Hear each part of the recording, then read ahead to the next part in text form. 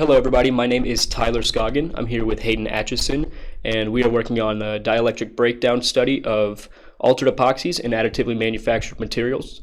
This work is under Dr. David Wetz in the Electrical Engineering Department at UTA, and our research is supported by the Office of Naval Research and the Naval Surface Warfare Center Dahlgren Division. So our research is investigating solid dielectrics and their viability to be used in high voltage pulse power systems. Conventionally, gas or liquid dielectrics are used as insulators in these types of high voltage systems, but there are a lot of challenges that come with using these gas and liquid insulators. So our research is looking at using solid dielectrics, of which there are also challenges that we are trying to address, such as the inability of solid dielectrics to self-heal in the event of breakdowns, and potting around complex geometries is also a very difficult challenge. So that's why we are looking at epoxies, and we are also looking at thermoset plastics. Something we are especially interested in is adding nanoparticles or additives to these base solid materials in order to alter their dielectric properties, and then down the line begin to look at grading these dielectric properties over some field. This research effort is mainly split up into two different sections.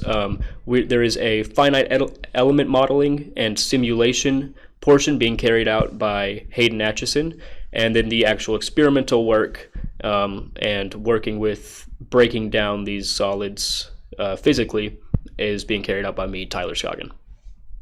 And so to carry out the experimental part of this research, we are making our own epoxy samples here in-house.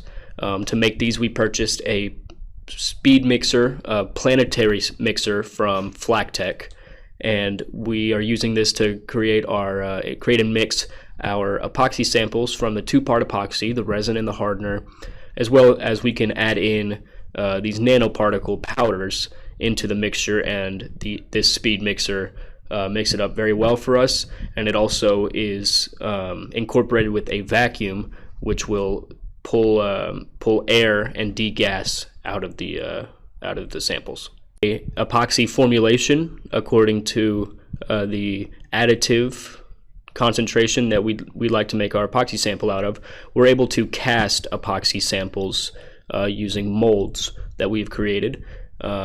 These epoxy samples have electrodes embedded into the sample, and these electrodes have a point on their faces that create a field enhancement that encourages a breakdown between the 2 points. And we also have set these two electrodes to be a fixed distance to each other, so that we are able to determine dielectric strengths, knowing that a breakdown occurred at this voltage over this fixed distance. We've also procured some equipment to actually test the breakdown voltages of these samples.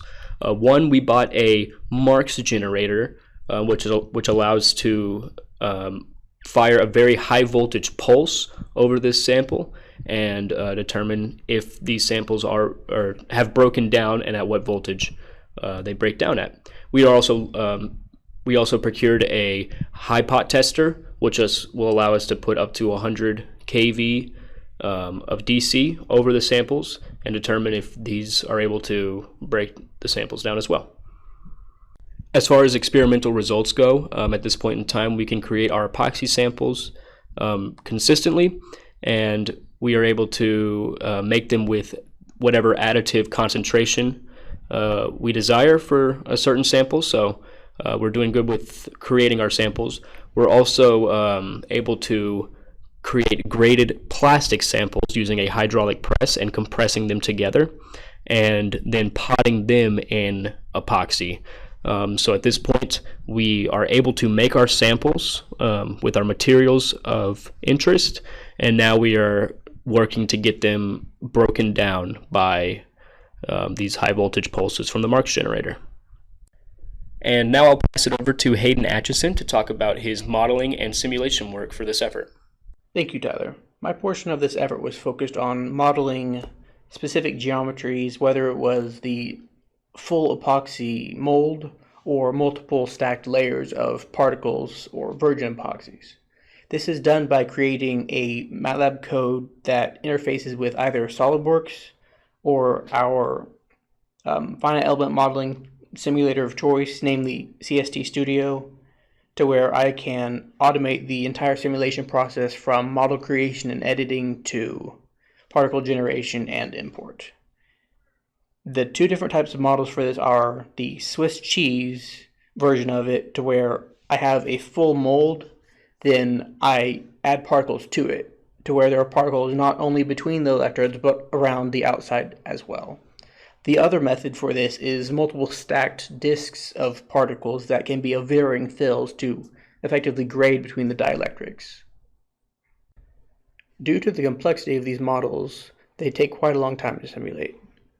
We have found that past a certain radius, the results for both capacitance measurements and electric field results stay pretty consistent, and particles smaller than around 0.5 millimeter for this specific geometry don't really change results that much, aside from greatly increasing the simulation time. And particles larger than a certain radius add quite a large amount of noise due to their placement in relation to the electrode. We've also found that changing the fill material and particle material does have quite a drastic effect on the electric field, especially visible in figure C6, E, and F, as the two materials, particle materials of aluminum and silicon, have large differences in electric field, with silicon holding off or creating a higher electric field on the negative electric plate. Additionally, by just performing a simulation of sweeping the dielectric constant from 1 to 50, we found that the electric field caused by the enhancement from the pointed electrode stayed relatively constant throughout the dielectric sweep. However, the triple point at the curved electrode surface meeting with the cylindrical disc meeting with the oil dielectric around it caused a nonlinear relationship when compared to just the point at the electrode tip. And this change is also shown in figure 6C. While this effort is still ongoing, results thus far have been very promising. We will start transitioning our modeling techniques into systems of interest to evaluate where altered dielectrics will have the most impact on reducing electric field stresses. Additionally, a lot of the work we've done thus far is only with planar geometries and grading. This can be expanded in the future to include more complex geometries that are not just planar disks, and to provide a more advanced grading of the dielectric.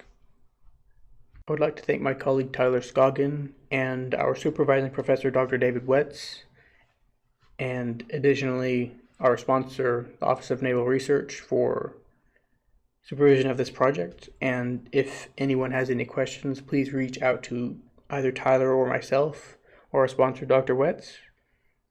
Thank you. Have a great day.